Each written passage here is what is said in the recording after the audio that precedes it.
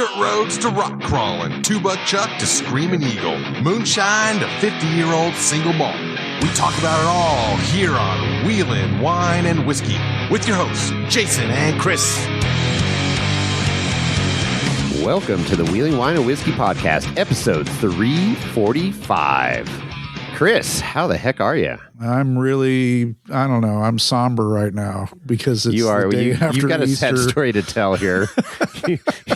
Your Easter did not go so well, but yeah, we're recording the day after Easter. That's right.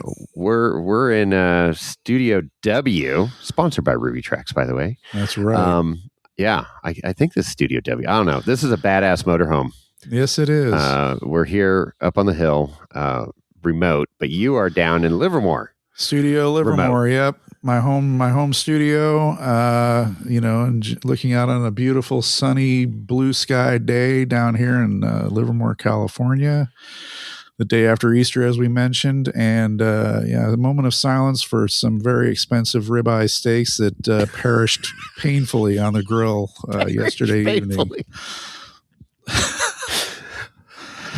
You overcooked your steaks, huh? Oh man, yeah, they were flame broiled, man. Holy smokes! But is that a gas grill or was it a charcoal? Yeah, it's gas grill. It just needs some love. So maybe the grill needs to be cleaned. It needs to be cleaned. It needs to be I need to do new burners on it. It's falling apart. So just get a new grill.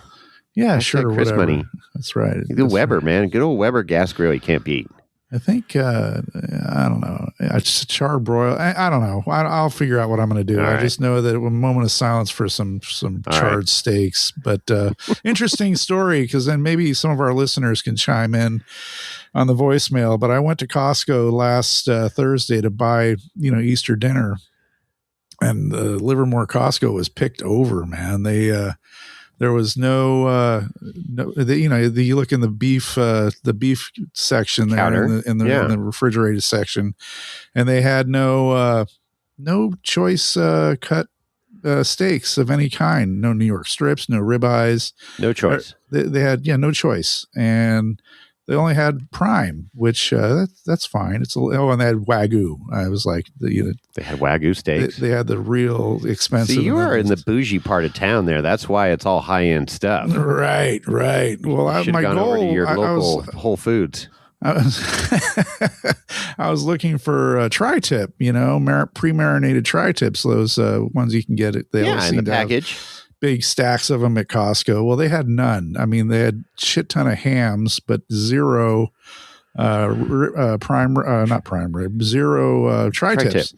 So I ended up picking up prime ribeyes, and they were very expensive. There was 4 cuts in the package, four the very thick steaks.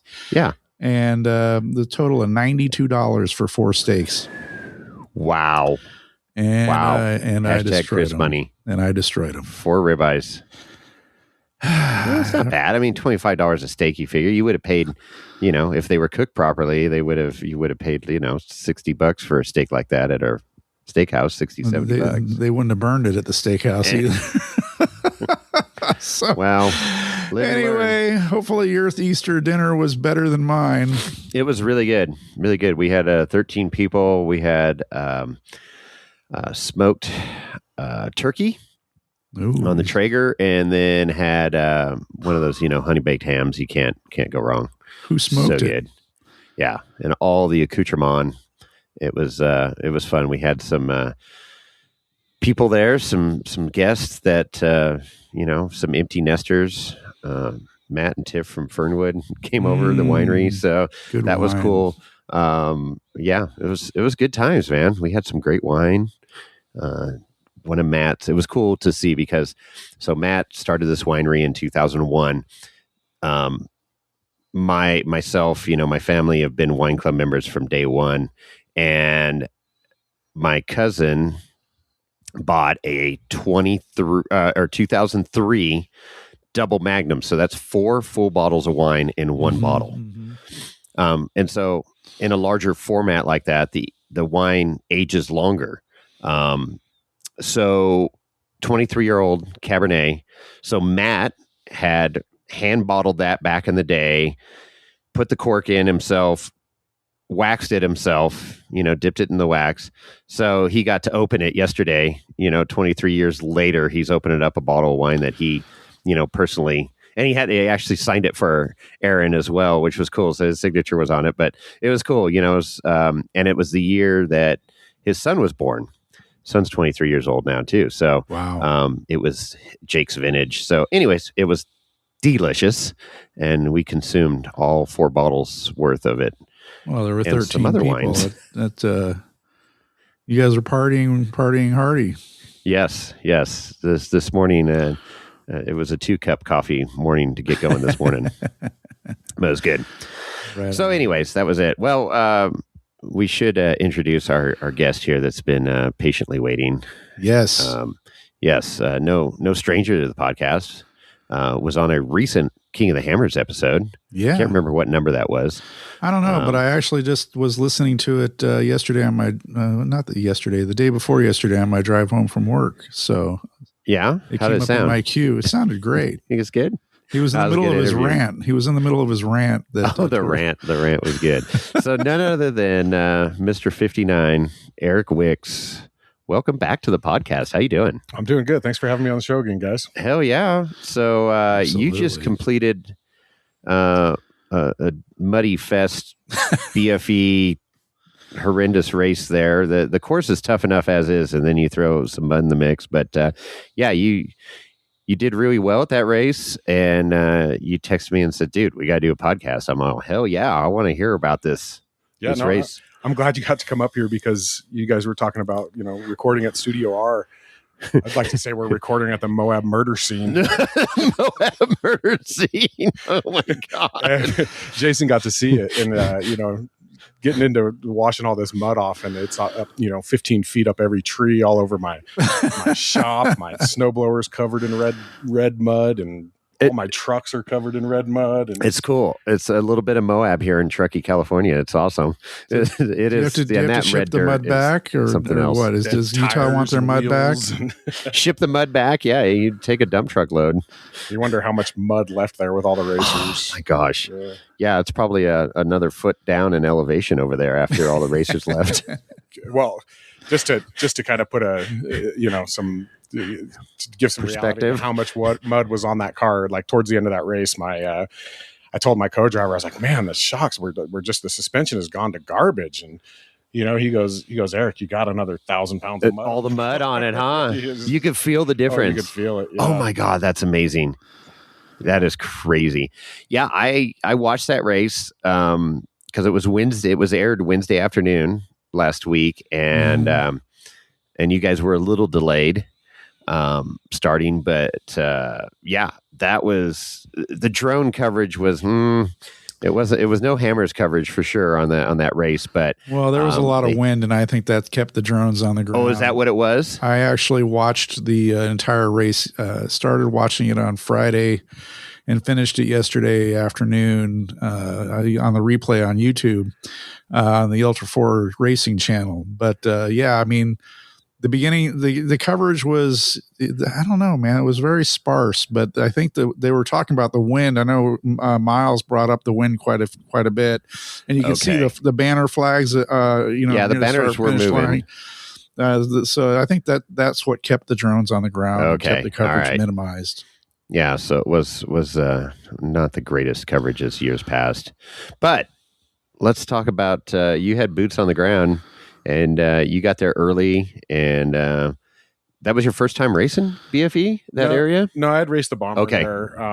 Probably 2021. It was during COVID. Okay. Yeah. I raced, I think Rufus was out there racing too, so we went out there, and that was that was gorgeous weather back then, and I put 42s on the bomber for that race. It was the first time I'd raced with the bomber with 42s on it, and I want to say we got 9th back then. Okay.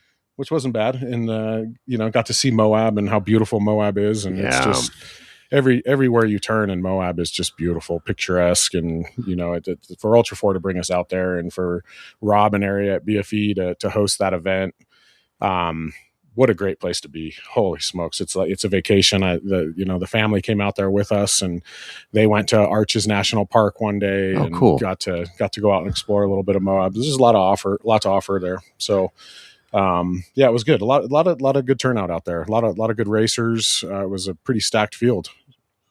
Yeah, it was interesting because a few weeks before the race, I looked on Instagram and there was like 4 drivers of record listed in the 4,400 class. Mm-hmm. You were on there. You committed early, and then Justin's name popped up quick right after that. And then all of a sudden, there was like 20 some odd drivers there, some big names. I think 27 total registered. And then there was like 4 or 5 at the last minute who pulled out. Okay. So I think 22 left the starting line, but still out of those 22, big names. Yeah. Yeah. That's how you want it to be. Exactly. You want all the best to show up. Yeah, 100%. You want the A team to race against. That's right. And, that's right. So what? So the course. I mean, that's a brutal course. There's talk about the course a little bit. It similar to when you were there in 21, or did they change things up since then? Yeah, no, it was running a lot of those trails has definitely brought back a lot of memories of what we did. The last time I raced it, but yeah, it was great. We showed up on Saturday, and then I think we ended up teching on Monday, and they opened up pre-running. So we were able to do a couple laps. We did 1 lap, and I kind of said, hey, the course was marked so well. I said, maybe that's enough. And we did the qualifying course a few times, and I had Chuck McLean in the car with me, and he co-drove the first year that Chris and Justin bought their bomber. And when I lost Chris as my co-driver and Justin as my co-driver, essentially, Chuck jumped in for that King of the Hammers, which I think was in 2020. And so it had been a while since Chuck and I worked together. He sent me a message and said, hey, I'm going out to Moab, and I had a couple other friends, the Reagans, that were going out there, and so it just turned into, hey, Chuck, you want to jump in the right seat again and give it a go? And he was all over it, man. That's cool. He was stoked to do it, and so we went out and we kind of did that first lap and looked at each other and said, the course is marked good, and let's call it at that. And then we sat around and watched some of the other cars, going around and doing the qualifying course, and there was a nice launch off that in the qualifying course, and then it was a two-step drop, and on the second step we had some problems there, and we kept falling into the passenger side door bar, and and so I looked at Chuck and I said, we should probably go run this again, and so we jumped in and did 1 more lap on the course. And I'm glad we did, because there was a lot less people out there. We were able to pick up a pace, and after that, we ran the qualifying course 2 times again as well. Okay. And I looked at Chuck and I said, I think that's the pace, man. We were ripping in qualifying, or in the pre-running. Okay. The car felt great. Everything was running good, and so we put the car away after that, and there wasn't much to do other than and then qualifying the next day. So. Wow. Yeah. But anybody, I mean, when you look at the series, the regional series across the board, other than King of the Hammers, and I haven't done some of those courses back east. I've visited Oklahoma, and I've seen some of that it is some technical terrain, but I think Moab has to be on the list as probably the most technical regional race. Gotcha. And so not a lot of high speed stuff on that track, but a lot of technical rock crawling. First, second is the whole race.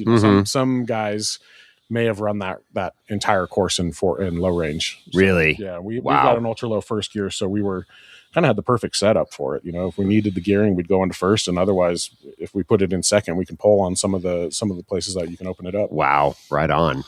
But I would say I don't know what our top speed was. I really didn't pay attention to that. We wound up second in a few areas. Maybe touching on high 40s. Oh, really? Okay. I know. Looking at the race, there's a lot of elevation changes on there. There's a lot of ups and downs, steep hills, steep climbs, steep descents, and some ledges go off of and whatnot. So, I mean. It's unfortunate that the drones weren't running, because I don't think the viewers got to see some of that terrain. The park, it's a big park. It's all privately owned, but they definitely maximize the space that they use for racing. And there's a lot of areas that when they do have drone footage, you don't realize how close you are to the guy going in the opposite direction. Oh, really? The course comes back to itself. Okay. Yeah. I saw that a couple times, and just to interject a comment, after the episode or the race coverage ended on YouTube, it automatically cut to the Shannon Campbell and Jess Campbell video. It was the next in the queue of them in Moab. And what was interesting about that is there's a lot of their,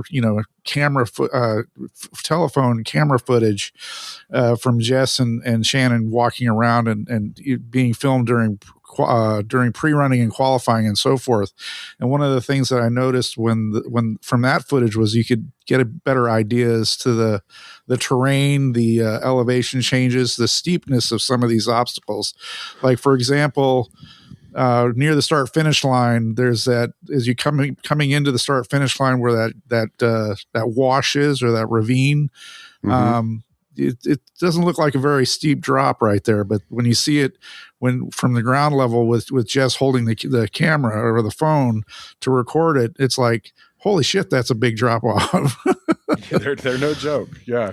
And the drones, when they're looking at it from the top, you're right, Chris, they don't give it that perspective. But yeah, that's why you watch it and you're like, oh, we better go hit that a couple more times and find the right line.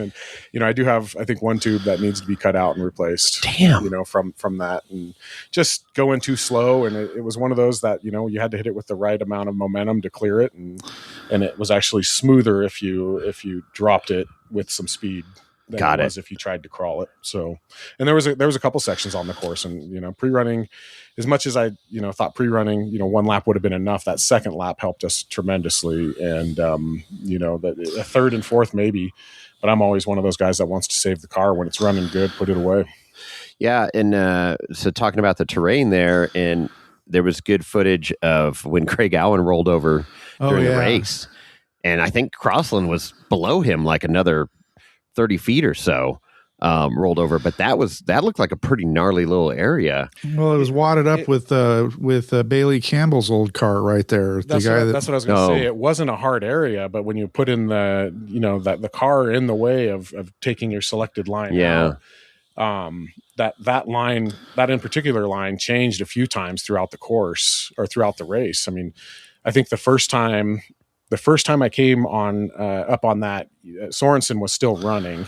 And, Chuck and I were sitting in the car, and you could tell he had rear wheel drive only. So he lost front wheel drive.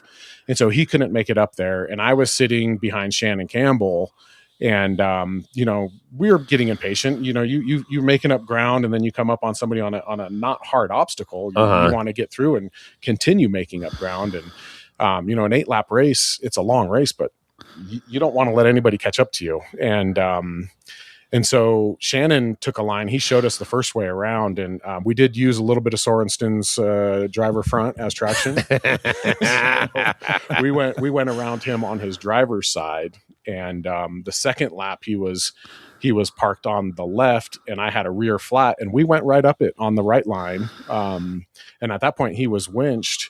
And then on the third time through, Sorensen was in the same spot, but the weather had changed drastically. And so the line had changed as well. And we sat in that line, trying to get up that obstacle. And, I took multiple backups, and, he may have some damaged panels because we had to make some clearance for our car to get a run at that line. Wow. Yeah. And eventually it did end up, that was the first time in that race, the only time in that race I went into low range, put the Magnum box engaged, and I grabbed third gear and let it eat. Gave it the beans, man. And, we made it up that course, but we were getting ready to have, Chuck get out of the car to winch in that spot. So having that extra car there definitely changed that line.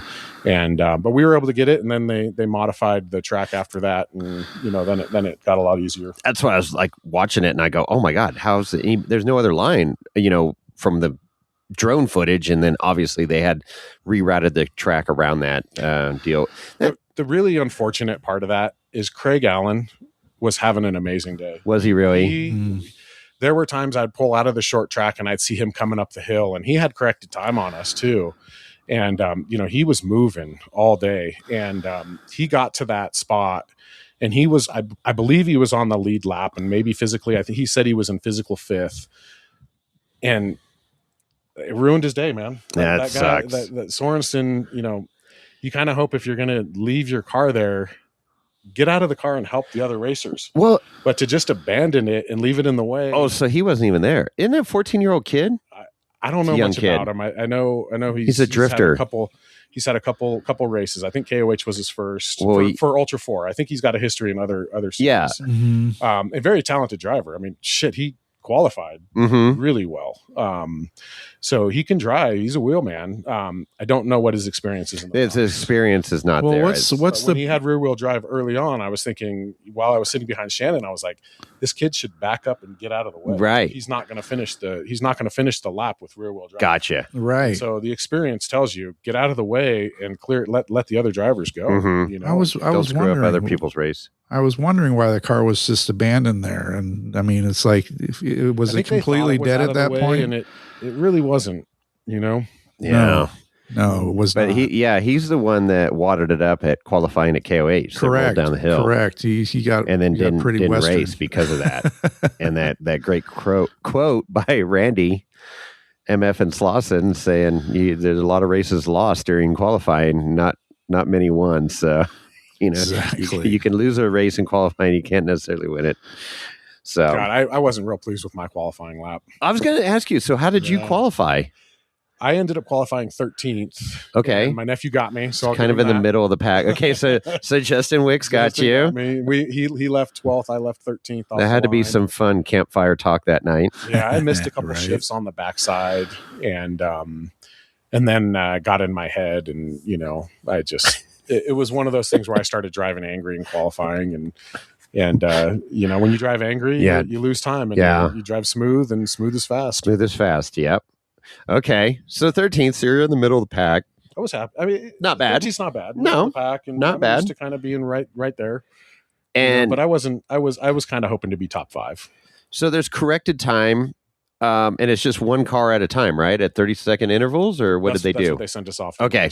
Yeah. Okay, so just like King of the Hammers, but instead of 2 cars, 1 car. Yeah. So, because it's a narrow track. Yeah. There's not a lot of passing opportunity. Not a lot of passing opportunities. You're hoping for good sportsmanship. Leading up to the race, though, we had a killer crew. So the days up to the race, one guy in our pit, John Scherfenberg, lives up in Montana, came down, made the drive 15 hours to come down to help us out. So that was awesome. But all week long, he's like, Wicks, what do you want out of the pit? What do you want out of the pit? And I told him several times, I said, hey, John, like, you guys might be changing tires. If it's much more than that, we're having a bad day, and, we'll have to see and play it by ear. But, he wanted all this organization, but the look in his eyes was that he wanted to work. And I'm thinking of strategy all week long. Like, you start to, in my mind, I'm thinking, I'm going out there. Do you send it for the first 5 laps and find out where you're at? Do you maintain the car for the first 5 laps, but then maybe you maintain the car at too slow of a pace? You don't have a chance to do anything. Right. Scherf doesn't know it, but that look in his eyes told me, let's fucking send it. Okay. So this guy wants to work in the pit, and let's give him some work in the pit, No. And so, that kind of told me, let's go out at a pace. Let's run hard and see where we end up. And so, and I know we got a good car. Yeah. And, that was a big, that was a realization. And I think that was the day of the race when I said, let's go. Yeah. Okay. Let's send it. Let's have that faster pace and run hard. Nice. So we picked like an 85% pace. It's not quite qualifying, but we wanted to go. Okay. Yeah. And then, so you start 13th. So when did you, like, after lap 1, did you already pick off a couple cars? Oh yeah. Yeah. It was pretty wild. We caught Justin pretty quick, and our push to pass wasn't working. They say they didn't get it. Chuck says he hit it, but we were in a spot on that track. I think it's the Green Day, and it's a lot of technical ledges, and a lot of areas that I don't think the audience got to see on the coverage. Maybe bits and pieces when the weather broke. But I followed Justin through there, and he's in a bomber and he's on those big Maxxis 42s. He wasn't going to have a problem. I didn't think he was going to hold me up. So that was cool to just watch Justin work his pace and watch him pick his way through those lines. And those are it's rad. It's a surreal moment. You got this kid that you grew up with and holding him as a baby, and we're racing in Moab, Utah together, and it's like, Chris says, "Why didn't you siren us earlier?" And I was like, I was enjoying it. Yeah. Justin was putting on a show. He was pushing it, and it was right like, on. Let's watch this. And that's cool. And he got us through that, and he calmed those early race nerves for me. Okay. And, I don't, that was rad. And then as soon as we got through that, it was like, okay, like hit the siren, let's go. And so they sportsmanship pulled over, let us pass, and we checked out, and then we caught. I would say there was one turn on the first lap, maybe 2 miles in, and it was like a graveyard, and it was like there was just cars. I saw that on the video. I was like, what is going on here? Cars, and it was like, everybody's broken. So we picked up like 3 or 4 cars there. Yeah, I think McGilton was pulled over right there. Yeah. And then Horschel broke down early. Horschel broke down early. And then we passed Brendan Thompson right there too. I don't know what he had. And maybe a tire. I don't know, but we passed him there. So it was like, I was trying to do the math in my head, but there were so many cars there. I had no idea how many people we passed. Oh my gosh. And then we caught up to Shannon Campbell at Sorensen, where that wreckage was taking place. We got through and we followed Shannon for a little while, and then we put the pass on Shannon, which taking nothing away from Shannon, but when you pass Shannon Campbell, I'm like, this is a guy I've been watching forever. Sure. Before racing, before rock crawling, I've just been a big fan of Shannon Campbell. Sure. And to be out racing against him, and hopefully he keeps racing for a long time to come. I think he's still got it. But yeah, it's to put a pass on him, and maybe he was having problems. I don't know what it was, but we passed Shannon Campbell, and I was like, oh man, hell yeah. So yeah, our first lap, we went from 13th to 5th. Wow. Ooh. Wow. Yeah. So that was a big move on our first lap, and we were moving, and I don't think we had any flats our first lap. We had so many flats, it's hard to keep track. So you were, before the podcast, we're looking at all the mud in the driveway and trees and everything from the pressure washer. And then you showed me you took out 3 tires, wheels. I was hard. That's Keith always tells me I'm hard on things.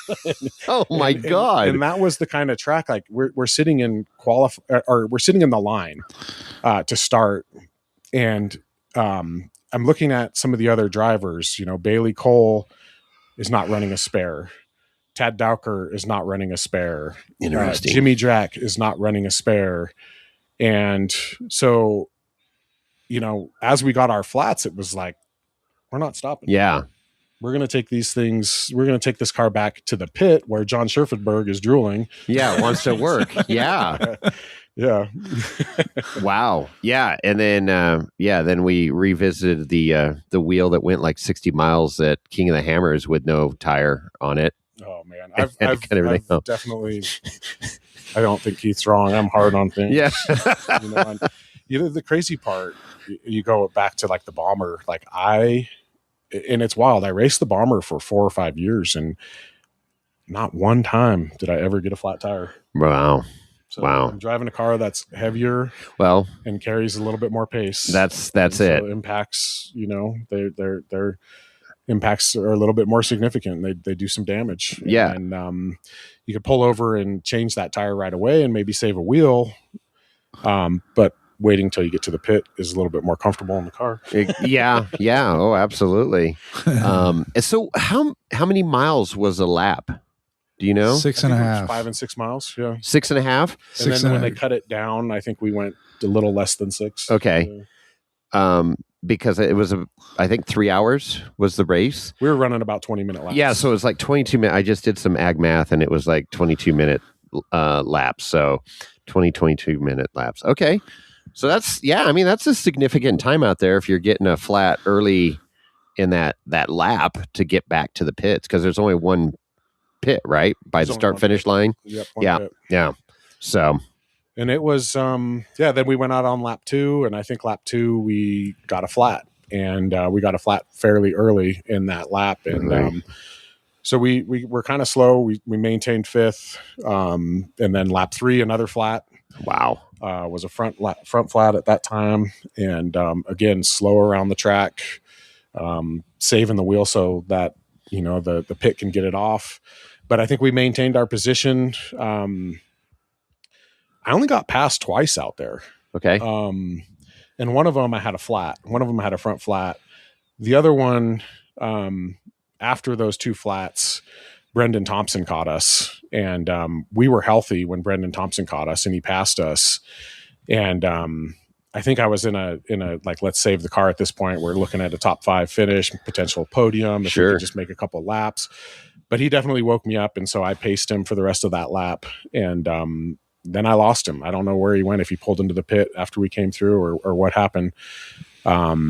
But I still had him on corrected time. And in my head, I was like, okay, let's just keep on his bumper and we'll get him on corrected time. Sure. And I could learn from his experience running at his pace. And, he's been in that UFO car for quite a while, and he's proven to be a top driver. So it was like, let's learn something from him. And, it was great.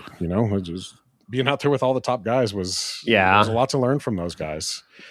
And so, after we got our second flat, we I think we made 2 or 3 laps after that with no flats, and those 2 or 3 laps we were moving, and we passed Bailey Cole down in the wash, and at that point, I remember looking at Kevin Simpson in the pit and asking him, like, we're doing pretty good. Yeah.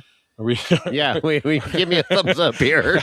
We didn't have any comms all race. Like the first I was lap, just going to ask you about that. You got Starlink, right? We do, but we didn't bring the Zella button, and we figured it was a smaller track, a smaller area. Okay. We'd probably be fine with just using the rugged radios, and we had it the first full lap. We had comms, and then after that, something happened where we lost our comms. Wow. With the pit. Chuck and I were able to talk to each other. The other thing we lost was our pumper. No. Wow. That was a miserable loss. A lot of times when you're in the mud, your visor's open anyway. But without that pumper, we had no choice. It was visors open, face full of mud, safety squint all day. You didn't have safety glasses in? No safety glasses. Oh, fuck. I mean, we wanted to radio to the pits and tell them to get us a couple pairs, but we had no comms. And then when you get there, the car's so loud, they're looking at you like, what'd you say? Yeah. What are you talking about? Oh, shit. So it was full squint, safety squint. And, towels were... Lots of microfiber was used. Yeah, I bet. That was the hardest. It was the weather was such a challenge for us, and it was, you're getting facefuls, and it becomes to a point where it's like, it's not fun. No. And but in my head, I'm like, we're top 5. We're in Moab. You drove all this way. Right. Your crew's here. Everybody's here. Like. It was just one of those things where you just keep pushing. Yeah. Yeah. Buck up. The up. weather would get nice. The weather came and went 2 or 3 times, and the track changes drastically, but it was, it was good. I think, back to the race. Yeah, it was, those other 2 laps, we started really picking up time, and then we pulled into the pit on lap 7. Because we came across with a flat, a front flat, and that's when my brother told me, he goes, "Hey, you're in second place, and you're chasing Paul Wolf, and they're not going to let anybody else do another lap, and so you've got this. Just bring it home. Just bring it home. You'd have all 8 laps. Just bring it home. And you and Paul are the only ones to finish. Yeah, 8 laps. What a feeling! I've never, I've podiumed some Cal Rocks and Super Crawl, and I've been on a box before, but Ultra 4 I've been doing since 2018, and I've never had the opportunity at a podium. So like that was pretty special.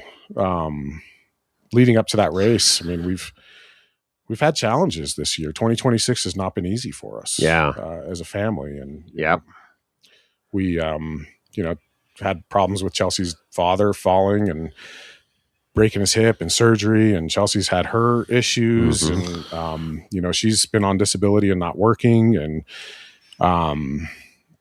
dealing with some vision issues. Jason and Chris, I know we talked a little bit about King of the Hammers, and we're hoping that stuff gets squared away, and tearing our roof off, and then lost a really good friend and to colon cancer that spread to his liver. Oh, geez. And just a high school friend that was tight. And, and then we lost another really good friend that we went to high school with as well to breast cancer. And it was just like 2026 was rough. And so to go out there and there was a lot of emotions on that last lap of like, some light for us to some positives to bring to the Wicks family. And, that was good. Yeah. A lot of emotion. So, well, yeah, it's awesome. And, some validation. I mean, you've gone all in. You've always gone all in with your race program, but you really, stepped it up, right? You have a brand new car, everything. And, you took the time to decide, hey, Hammers 25 wasn't going to happen. So let's just dial this car in. You did the Vegas to Reno with very little seat time. And then King of the Hammers, didn't go as you wanted, but you learned a lot, and you're like, we're going to do some of these series races, get some seat time in this car. And that had to be extra validating when you get a second place. It's in those conditions with top drivers out there. It wasn't just a basic Sunday or Wednesday race, whatever it was. But yeah, I knew that race or that car was something special. I mean, Vegas to Reno, like it was like, oh man, we got ourselves a machine. Like this thing is a weapon. King of the Hammers, same thing. I was talking to my buddy from Texas. We were texting back and forth, and I was telling him about some of the problems that we were having. His name is Lulu. And he says, well, sounds like you got a loose nut between the steering wheel and the seat. The seat, yeah. And I said, what a good analogy. And so since then, we've just been working on the right amount of Loctite. Yeah, there you go.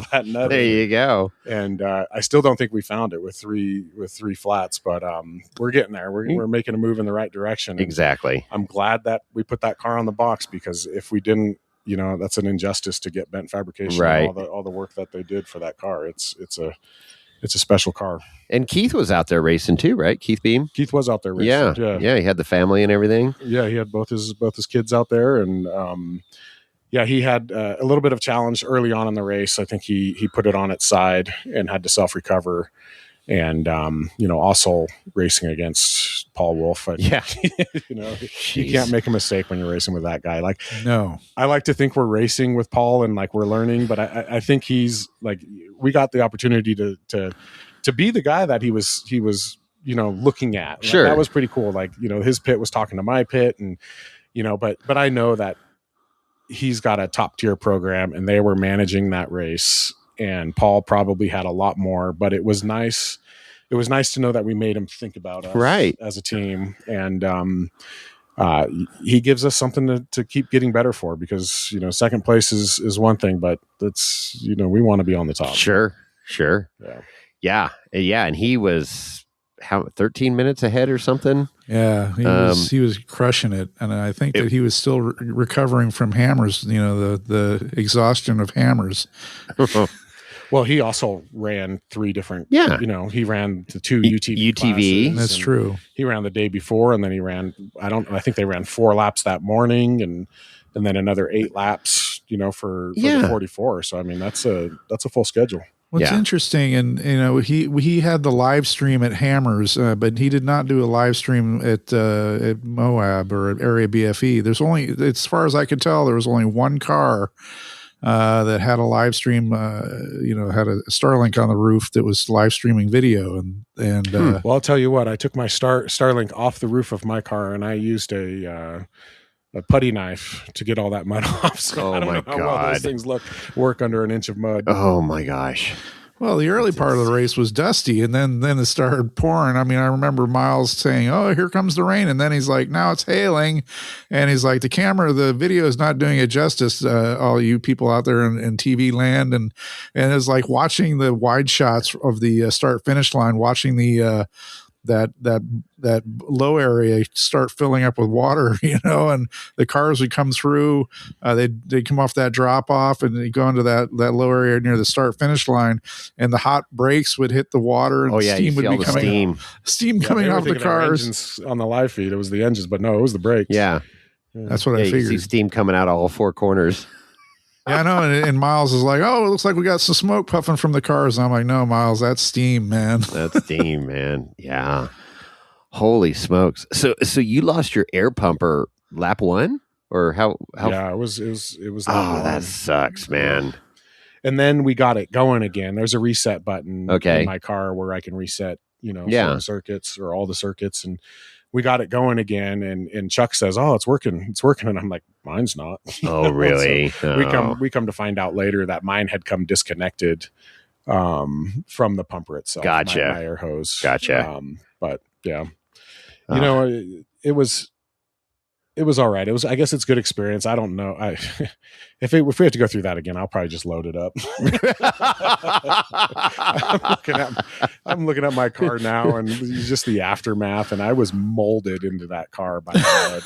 I bet every crevice was holding me in that thing tight and packed with mud. And now you look at the amount of work to prep that thing for Montana, and everything's going to have to come apart. Everything's going to have to be cleaned. Every Heim joint probably replaced. I mean, it's just the mud. I don't know how people do mud racing, or just go mudding for fun. I mean, yeah. I hate mud. I mean, every shift linkage, everything has to be gone through. I mean, it's going to be a large prep for Montana. I saw the car looking new. Yeah, like everybody. We saw the Instagram post of you, stripping the panels off the car and the mud and the seat, and basically like you just said, packed into everything. I mean, are you literally going to have to disassemble the entire car all the way down to bare nuts and bolts to clean it? Or yeah. We're not, I'm not going to get to the point of pulling drivetrain out. Everything there is working great. But any moving part needs to be looked at. I mean, down to the brake calipers. So, it really everything needs to be gone through. And, it's one of those, like, if you don't want to, if you want to put it on the box, that's what you got to do. If you don't, and you want to go out and you want to, fail in the first mile, then maybe you just wash it and get what you can. But, I think we're trying to up our game a little bit here. So it's going to be a little bit more of a deeper prep for Montana, and see what we can do. So, but yeah, it's going to be a lot of disassembly and getting to know that car a lot more than what I've done. So. And I think at this point, I'm going to be doing quite a bit of it. There's a few things that I'm going to have to drop it off at Get Bent to have them do. So it's going to be a little bit of a team effort, but we got some time. Montana's not until June 17th. And so I've got a little bit of time, and, kids are gone now. So being an empty nester, I'll be up in the shop. Yeah, that's what I was going to ask, if you were going to do a lot of the prep work this time. So that's good. It's always nice to know. I mean, this car has got a lot of stuff going on, but it's everywhere you look is a lot of cool stuff. So to be familiar with that, if you have to do something out on the, race course, and know, oh yeah, this is XYZ that's over here. And, it doesn't hurt going through it, yourself. So that's cool. And you got the time. I like it. Yeah. Going back to the pressure washing, one of the things that's most frustrating about the mud is, like, you can't focus on one area. You focus on one area, getting that mud off, and you get that area dialed in, and then you go to the other area and you start blasting over there, and you're just putting all that mud back. I can't. I mean, you said it. It's like a murder scene out here. I mean, it is. It's up in his trees and everything. I mean, mud's just bouncing off of whatever's around. Oh, it's so frustrating. And it just. Yeah, it's gnarly, and as they're race cars. I mean, all the panels come off. You think, oh yeah, it's going to be super accessible, but no, there's so many nooks and crannies and stuff for that mud to hide. Well, my seats, the seats have to get the seats out. That you have to you have to push them into the center of the car, and then there's a dowel rod that comes out, and then you can lift it up. Well, there was so much mud in the car that I could not push the seat over, and it was cold the night before, so there's frozen rags and mud, all this other stuff in between the seats that will not allow me to get that thing over, get the seat over to get it out of that dowel. It's like on a nice day, 2 bolts on those seats are out. And I love that design. I called Keith because I was losing my mind trying to get these seats on the easiest thing, it's an awesome design how they're engineered to come out so easy. But yeah, oh my gosh, everything all that mud was difficult.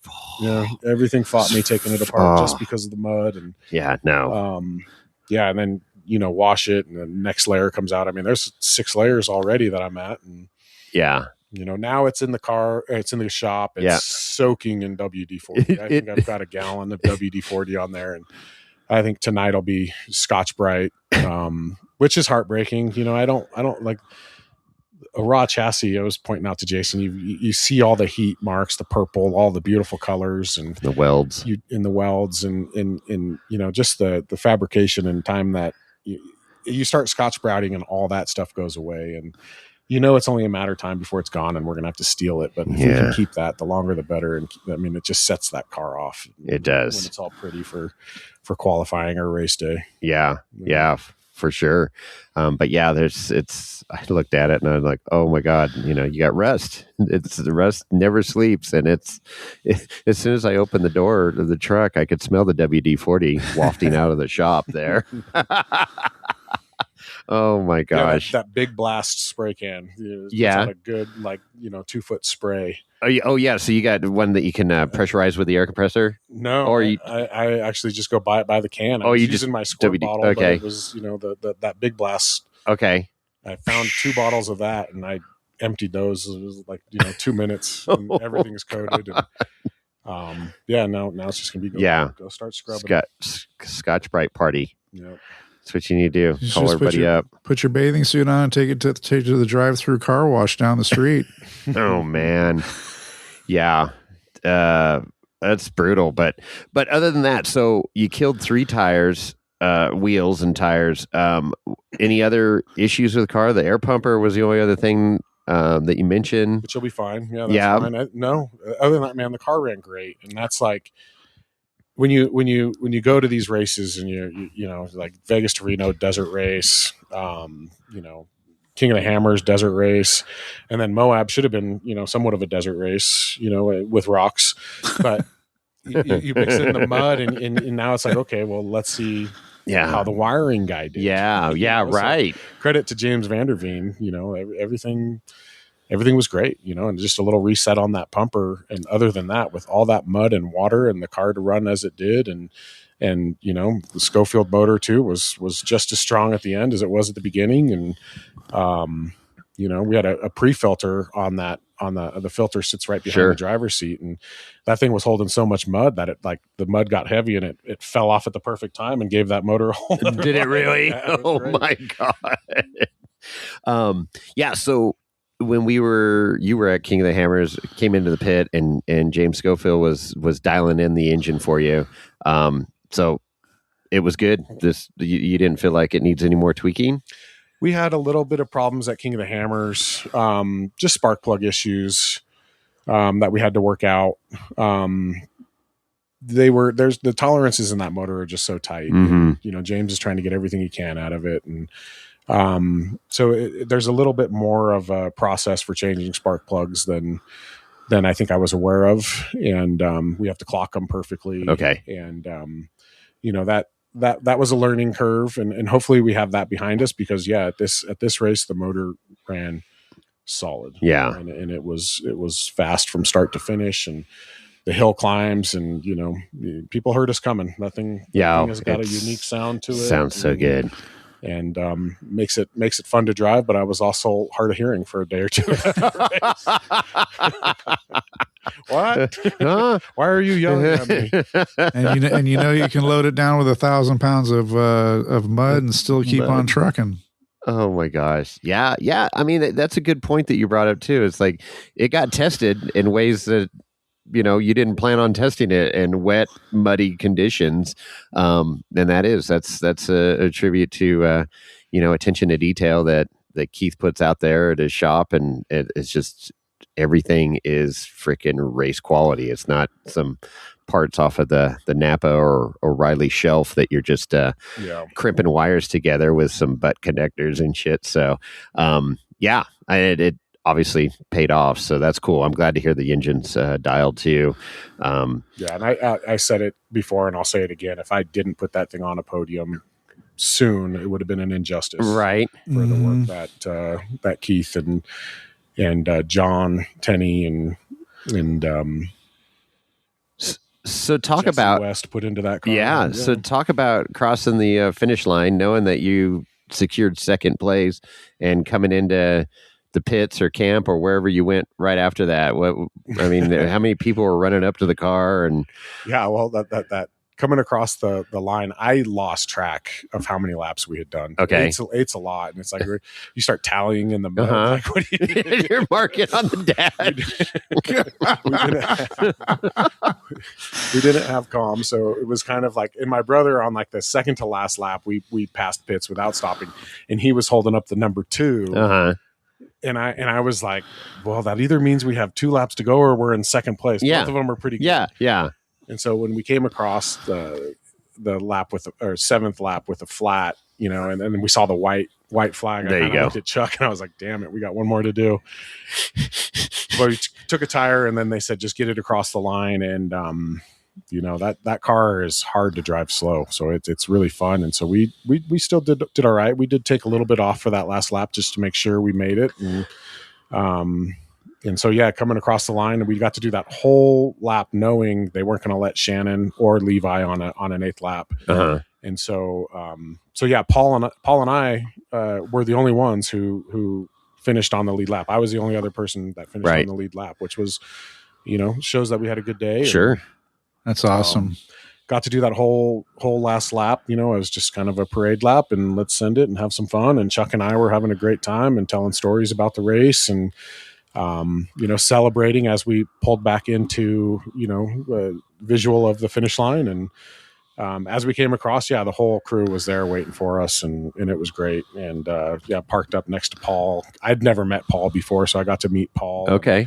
I'd met Chris Hickman before, and they're a first class team, and shared a few stories with those guys. And I got to go over to the podium, the podium ceremony, which was also a first for me with Ultra 4. And so it was a good overall experience to get to go through that, and super surreal and happy, and to do it with a stacked field, that was even more special. Some of these races you can show up to with 3 or 4 people. Those right. Like we had 22 leave the line, 27 registered. That was special. So, but again, we look at how Paul did it, and we're going to shoot for.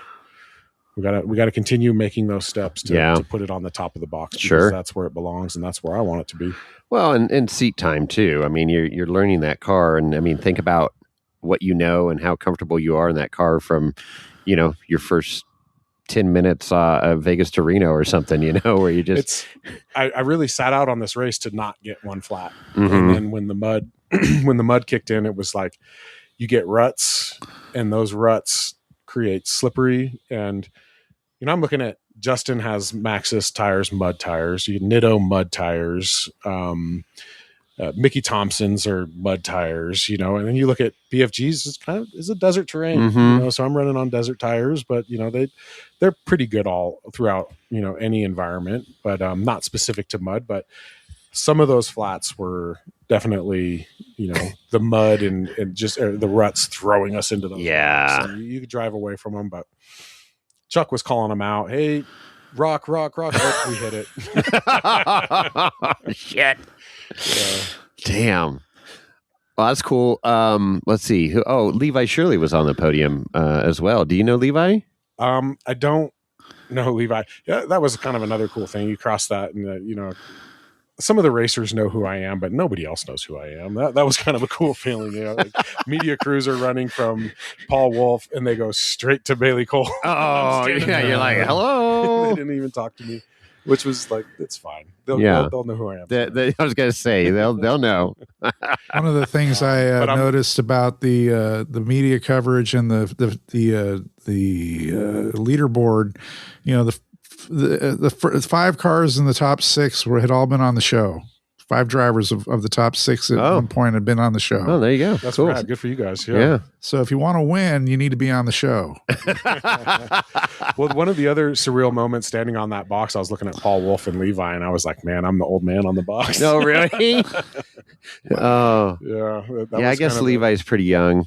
I mean, I guess he is. He's been doing this a lot longer. He's been doing it for a while, yeah. He's I don't know. I'd probably guess he's in his early 30s. Yeah. I think Paul Wolf, that's probably mid 30s. Yeah. I have no idea. Huh. You know, and I'm pushing 40. I'm 48. Yeah. So. Yeah. Same as Randy. Getting close to the big 5-0. Yeah. There. Yeah. There. But yeah, that was kind of looking at those two as well while I'm on the podium was also another moment of like, you know, I'll be the salami in that sandwich, man. Those are 2 studs, you know. Yeah. It could have been Shannon, you know, up there. Shannon. That would have been wild too. But that pass that Levi did right at the last, minute was awesome. I got home and Chelsea and I put on the show and we watched it, the whole live stream of it. And you watched the charge that Levi put on, and I want to say he went from pretty far back, like 15th, 16th, all the way up into podium in like the last 3 laps. Yeah. So he was charging and he was on a mission, and I'm super stoked to see he got that car dialed in and he got his engine squared away, and he's got an engine program now where he's got the builder and tuner working with him. That's awesome for Levi, and I think he's got a special car, so it's going to be good to start seeing him get back in the mix again. Yeah, it was sad that he wasn't at King of the Hammers, and I guess it was because of that engine wasn't ready, which sucks. Yeah, he's a good driver. Yeah, for sure. Well, that's cool. And then, the trophy ceremony, and you showed me the trophy that you got. So the trophy that they hand you on the stage is just a prop, Chris. He didn't get to keep that trophy. What? That's what I said. I gave it my best Happy Gilmore attempt. I went to Pam and Miles and I said, I'm taking this one. And they said no. And we got a little test in there because I really wanted that. I said, this is my first one. Let me take it. I got to take it home. And oh no, we lost the trophies there in Moab somewhere, but we'll find them. And then they made a post. And so we went out of our way to go get it. And it was okay. Like, this is it. But it literally is plastic. No, it's literally plastic, Chris. But he got a hearty handshake, right? He got a laurel and a hearty handshake. And then, is there prize money too associated with it? I don't know. Oh, boy. We're supposed to split that. Boy. So I think all the entry fees get divvied up, but I don't know. I don't know how it works. I'll bite my lip on that. Okay, one. All right. I've read some things online about people looking for money. Yeah, I don't know how it works. Oh my gosh! Yeah, you got to pay for some tires, man. Come on. Yeah, I was gonna say. I need tires and wheels. I need. That's been my biggest killer. I've got 7. I started the season off, I think, with 14 tires and 12 or 13 wheels, and I think I'm down to 6 wheels for Montana. So oh my gosh! I put in a call to Battleborn, which Chris has been great, and we're definitely going to start running liners to protect those tires to protect the wheels. Hopefully we can start getting some help in some of these areas, but that's going to come with continuing to put it on the box. I mean, I can't expect people to just throw things at me without doing the work. So we'll continue working hard, and we'll continue showing up and running the full series. And, the second place helps. I did talk to Paul. He's not going to be at Montana. And, I don't think he plans to run much more of the West series. So if I can get a strong showing out at Montana, another strong showing at Prairie City, and I was going to ask, consider going to Kentucky after that, which is where the national championship is, and maybe we make a run at a podium finish, and maybe at that point people will start helping. We may have to go to Kentucky with them, Chris. You going to go to Crandon? No, it's not a points race. And that is a long way to go. Yeah. Crandon's in Wisconsin, right? Yeah, Crandon, Wisconsin. Yeah. It's a haul. Even Kentucky, it's, that's a poke. That's a 2-3 day drive there, and you got to come back too. And it's a lot of time to take off work. We can fly out, hit a few of those distilleries where they produce that brown liquid. I don't know. I don't drink that anymore. I gave up. I gave my collection away. Yeah, right. Sitting just to the left of you. Drink it away down. I was going to say, I didn't get a phone call, so I'm going to be really pissed if you did. Yeah, he's got a whole. I got to go. It's calling. He's got a lot of bottles that have a lot of dust on them that haven't been popped that need to be released. I know. Yeah, there's a few. I took a little hiatus from the brown liquor but I actually started drinking a little bit of bourbon this holiday weekend. So there you go. But yeah, everything in moderation, right? Yes, absolutely. Well, that's cool, man. So great, finish. Congratulations, and hopefully the ship has righted itself now, and you're headed down the right canal.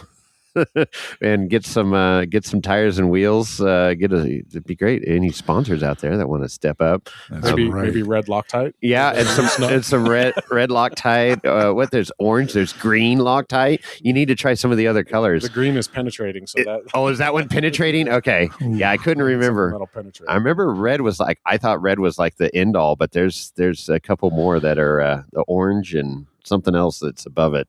It's probably mil-spec stuff that's on its way to the moon right now or something. Yeah, you're using a laser to cut it off. Anyways, great stuff. Anybody else you want to shout out? Yeah, this race was really came down to the pit crew and the guys that showed up. So just a special shout out to the Reagan family, Bug, Lindsay, Thomas, Michael. All of them, just kept pit alive, and camp, was lively as well. John Scherfenberg, you heard me mention him. He came way out of his way, and then to come down from Big Fork, Montana. Maddie and Chelsea were cooking all week for everybody. Kevin Simpson came out, 1-ton tractor. Yeah, him and his son Weston also. Cool. Put in a lot of work in the pits, and we're good company. Ozzy and Kelly, they always show up, and Chris and Justin. I mean, we had a solid crew around our campfire. That's cool. Or smudge pot. Yeah. Out at area BFE. And, I think that really helped us. Also Chuck McLean, co-driver. Chuck did great. We get along great. We had fun. We were laughing, hooting and hollering throughout the whole race. And, that was a real blast. Other than that, Battleborn Wheels, they've always, Chris has always been there for me, and Schofield's always been there for me as well, and Keith with Get Bent Fabrication, he did the majority of prep on that car after Hammers was such a quick turnaround, and the car needed quite a bit, and so he did great as well, and I always appreciate Keith's support. And Maximum transmission support, that transmission worked great all day. Great, and, didn't miss a beat. Good. And we've been hard on that transmission, and it keeps ticking. I think King of the Hammers, we had that thing up to 310 degrees. That's insane. And we checked that fluid and ran through the transmission and changed the filters, and it was perfect. Wow. And so Chris puts together one hell of a transmission. Yeah. Tested, proven. The look on Chris's face. Is that all synthetic? It's got to be synthetic fluid. I mean, we also run a really good fluid, and I think that speaks to that too. It was only touched on 310 for a little while. Yeah. We didn't run it there all day. Yeah. Okay. That was where we found out the fans were having issues, and we fixed that problem. Right. So, yeah. we're just grateful for all the support I get from everybody. And, I work and I try to, I cover a lot of the expenses, all of the expenses that go with showing up and, paying for gas and getting the car to the track. And so it's the support for us that, it means a lot to our team. Sure. Where we're at right now. Absolutely. Like I say, again, validating, getting that second place. And you guys too, just getting our name out there. And our pleasure. I appreciate you guys having me on the podcast and giving me the opportunity to tell these stories and getting, to get our name out there. And so you guys have been great in that regard. So I've always appreciated you guys as not only your platform, but also as friends. So thanks again. No, thank you. It's cool that, you're a hop, skip, and a jump from me now, so it's easy. It's been a fun ride. It's great to continue the stories, right? Like we've been good about that, following up with racers and stuff, and we've got our core group. You guys are part of that core group, so it's nice to have that. And you sent me a text, says, "Hey, let's do a recap on Moab," and I'm like, hell yeah, let's follow this journey. So it's great stuff, and I know our listeners appreciate it too, and it keeps everybody up to date, because again, the coverage was not great of the race, and so to hear the stories and what was actually going on out there and the amount of mud, and that was crazy to hear that you could tell the suspension wasn't working because it wasn't designed for the extra 1,000 pounds of mud on the car. So, I mean, stuff like that, we don't, you hear about in the podcast, which is a lot. It's a cool story to tell. So, thank you guys for Wicks Family Racing for sticking us, giving us some good content. Yeah. That's right. Also too, my family, we've got, like I said, we've got a lot going on, and they continue to be amazing. Chelsea's just, she's just an amazing person. Yeah. And for her support and the rest of the family support, and, to be, 2 kids in college and making this work and still have her support. And, that's, she's a special one. And she means a lot to me. And, she's as big a part of this program as anybody. Sure. And so anybody who's doing this racing, if you're on my team, make sure you give her a big old hug, because she's making it happen as well. For sure. That's cool. Yeah. Right on. Right on. Well, good stuff. Well, we'll let you get to your Scotch Brite WD-40 party. Well, I said it when you pulled up. His truck looks clean, so he obviously knows what he's doing. He's more than welcome to grab a pad and get I actually waxed the truck yesterday morning, so it was getting so bad. I'm like, I got to get this thing waxed. It's just got to happen today. So it's looks somewhat new again. Yeah, it looks beautiful. Nice. Still a few more details, but it's just changed, the engine oil, transmission fluid, rear diff. So we're ready for the season, getting ready for summer. So, all right. Well, good stuff. To be continued. We'll I'm sure we're going to do some wheeling between now and Montana, and then then we'll get the recap on Montana and continue this journey. Yeah, Montana will be fun. My son lives up there, so he's bringing over some of his football buddies from Western Montana Bulldogs to lift some 11-gallon fuel jugs. We'll see how well they've been working out. There you go. Yeah. You have a quick fuel stop. Love it. Nice. Right on, Eric. Well, thank you so much. And Chris, any final wrap up there? How they get a hold of us? Oh, God, we want to do that? Yeah, okay. If you want to get a hold of us, you can leave a message at 408-800-5169, voicemail. Again, 408-800-5169. You can also leave an email at chris@wheelingwinewhiskey.com or jason@wheelingwinewhiskey.com. Don't forget about our website, www.wheelingwinewhiskey.com. And you can check out all of our merch, and this is cool stuff going on there. So don't forget about irate4x4.com. That's a great place to go and communicate with other off-road enthusiasts. You can also click on Watch, Listen, and Discuss, and scroll down to see Wheeling Wine Whiskey, and you can follow our episodes there. And also there's a way to directly support the show. Not required, but certainly appreciated. Absolutely.